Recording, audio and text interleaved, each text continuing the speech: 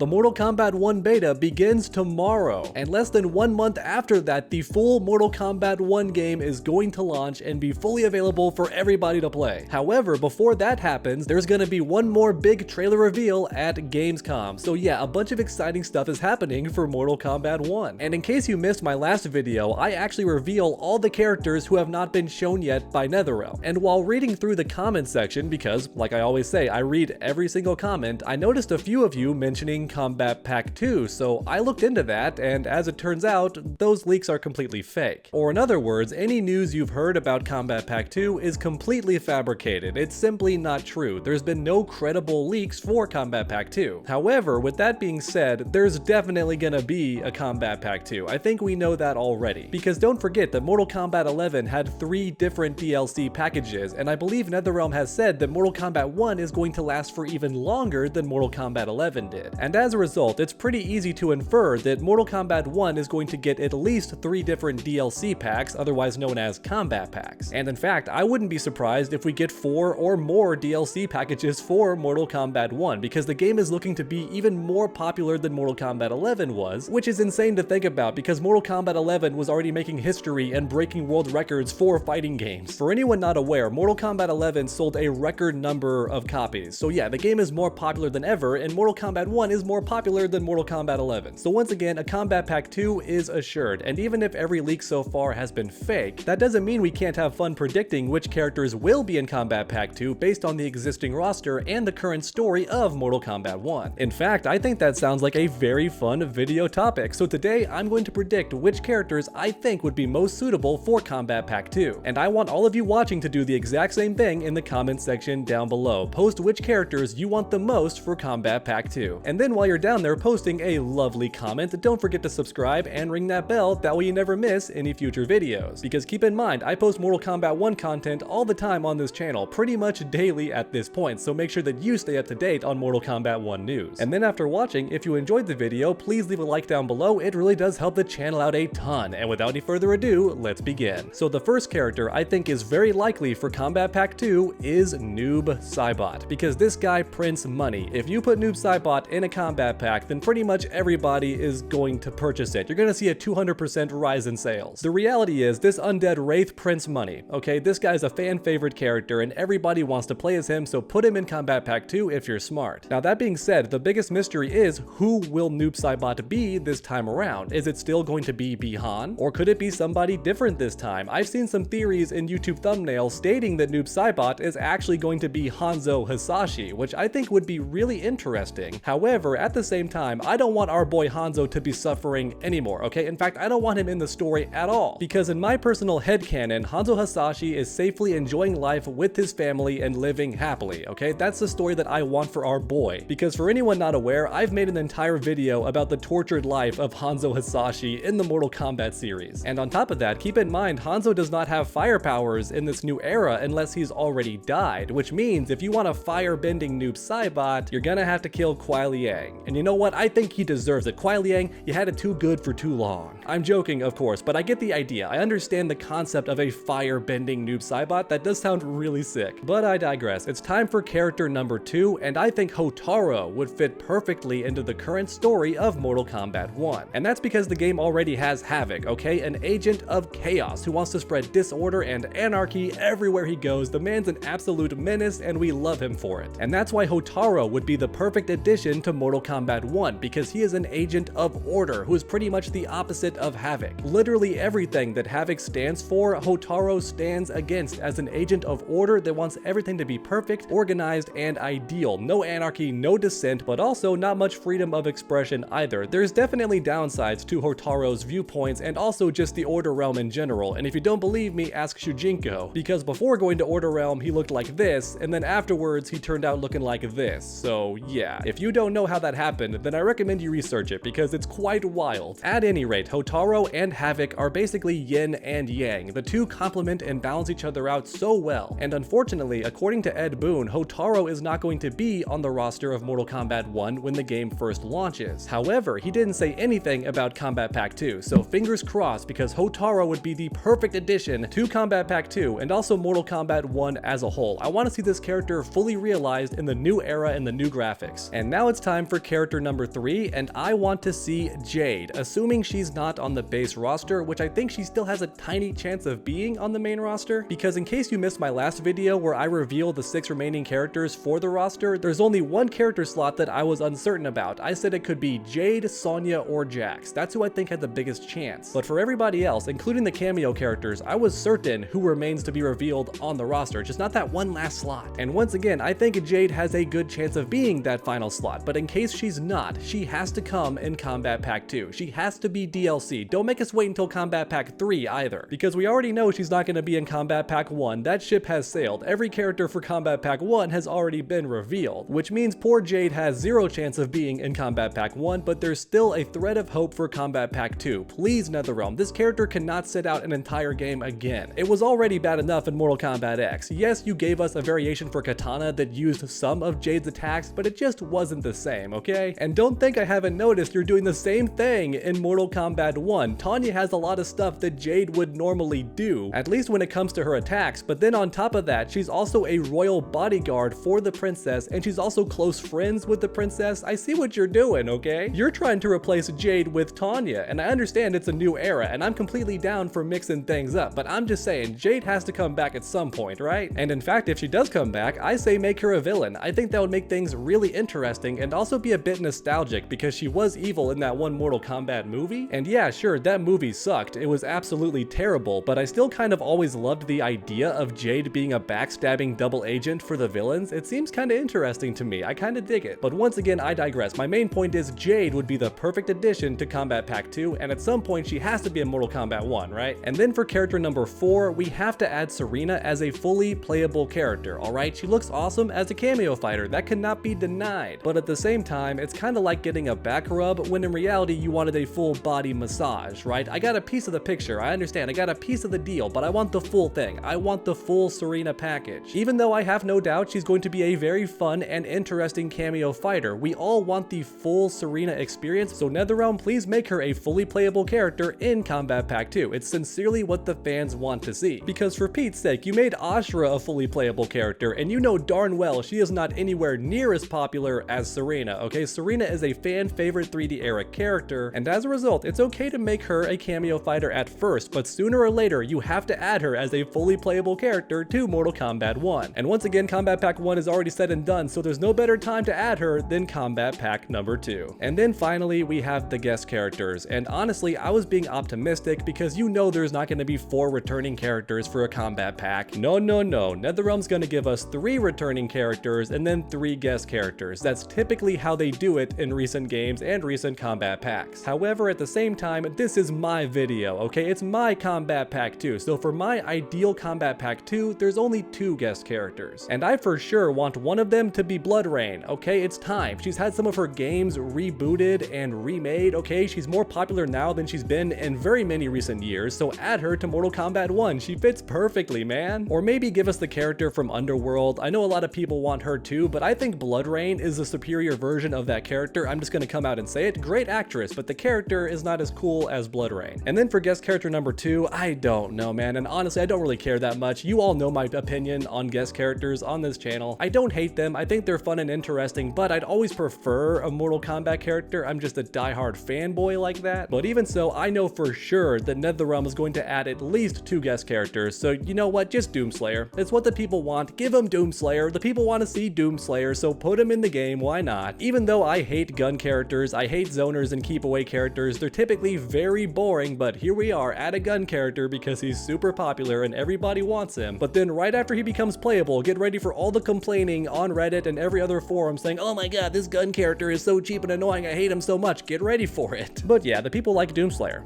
I don't know what else to say. Like, if you want to be a crowd pleaser, NetherRealm, then I guess put Doomslayer in, even though we also hate guns. And alright everyone, that's 6 characters for Kombat Pack 2, which is likely the number of characters that we would get for that DLC package. I sincerely hope you enjoyed today's video. If you did, please leave a like down below. It really does help my channel out a ton. And then keep that combo going by subscribing and ringing that bell, that way you never miss a future video. Make sure to come back next time, and as always, stay underdogs.